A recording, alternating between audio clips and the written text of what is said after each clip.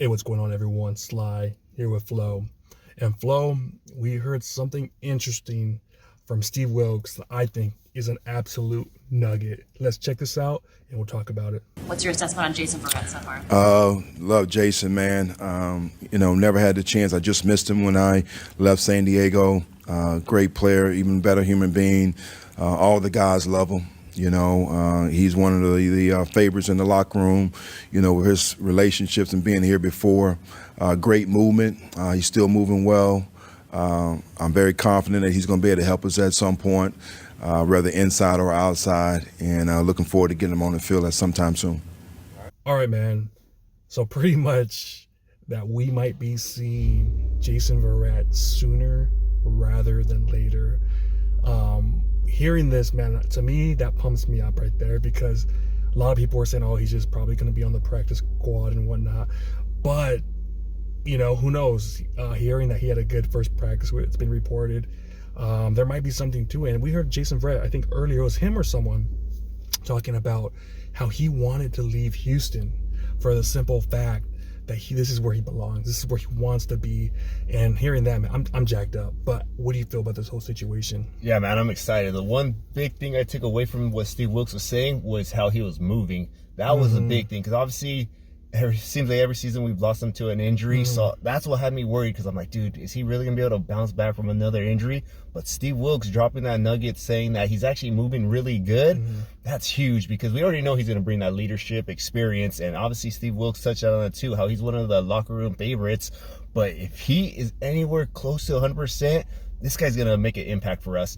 Whether it's just situational football or not, this guy, like you said, he has experience. He's been with us the last couple of years in these deep runs, so he's been there before. And I think that's why he wanted to leave Houston, because he's like, man, I have unfinished business. We got to go win that Super Bowl in SF. And I think that's why they brought him back, just to help us get over that hump, to help our secondary, because that's probably our weakest point in our defense.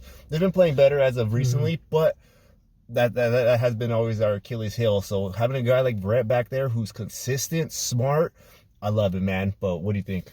Yeah, I was listening to Larry Krueger, and he had Matt Barrows on from The Atlantic, and I heard something that just pumped me up to death, because the reporters get to be there before, obviously, practice starts, so they get to see him warm up, do their little drills and stuff, and then they get kicked out before the practice. But what Matt Barrows was saying is, watching him, like, he got a close eye on him, and he was like, man, what I saw was 2020 Jason Verrett. Like, he had that pop, that bounce in his step, that was like, he just remembered how it was back in 2020 and 2021 beginning. Remember the offseason training camp, he was our best cornerback before he got hurt week 1. So if he could duplicate that, it would be absolutely amazing. I mean, this right here could be the difference between actually just winning the Super Bowl and not, because our secondary has been kind of weak. But if you could have Jason Verrett, let's say 90% of Jason Verrett 2020, who was our best player on defense since Nick Bosa was out. If you could have that Jason Verrett, oh my gosh, man, we're talking about one corner on one side, then Charvarius Ward, once he gets going, on the other side, then Lenore gets to go to his natural spot inside. That right there is actually a solid ass cornerback room right there. Despite all year long where everyone's bashing us, that's our weakness. That's gonna kill us at the end of the day. But having that, oh my gosh, man, I'm salivating right now. I'm like, my lips are like, ooh, I could taste it, man. So Steve Wilks saying this today, I mean, I heard that, I'm like, oh my gosh, let's go, baby. Let's freaking go. Just pumps me up, man. Yeah, man, and it just helps overall with the depth of our secondary too. Now we'll be able to mix and match with Brett. He could play multiple positions, which is pretty nice. And then like we said, Avery Thomas has actually been playing a little bit better too. So then you have him as a rotational guy. Don't forget Darrell Luter Jr. And Samuel Womack. Yeah, and Samuel Womack ace too on special teams, So we have a lot of options out there right now. And just a few weeks ago, it was like, fudge, we're like dire need, man, just signing people left and right. Like, what the hell are we gonna do?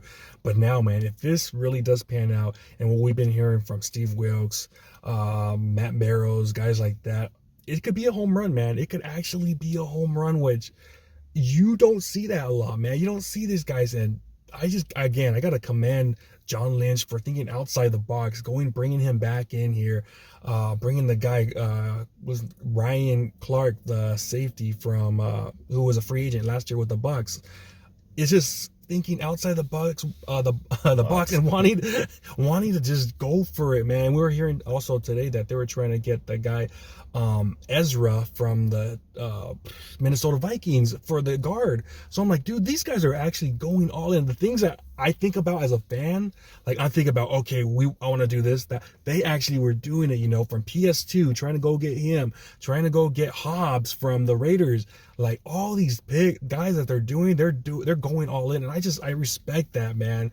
And to me, man, if this is a hit, as long as he stays healthy, because that's a big if, obviously, because he's been hurt for the past few years. But when he's out there playing, there's no question that this guy is a solid cornerback. Yeah, I think he's like 32 years old, but he has fresh legs. He hasn't really played, So I'm crossing my fingers, man, because if this is it, I think we got a special defense that could be up there with a 2019 defense. Obviously, this year I don't think it's been the same from the 2021 defense, 2022, and obviously 2019.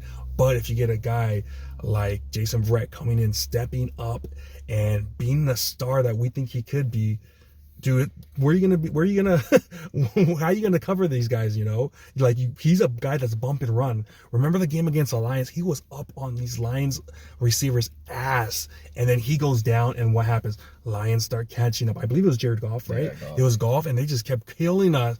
Like, we were just getting toasted. I'm like, fudge, man, we missed Jason Verrett. And at the time, we didn't know it was that much big of an injury because he was walking off on his own. So seeing that he's able to come back and this is where he wants to be, oh man, this is just music to my ears.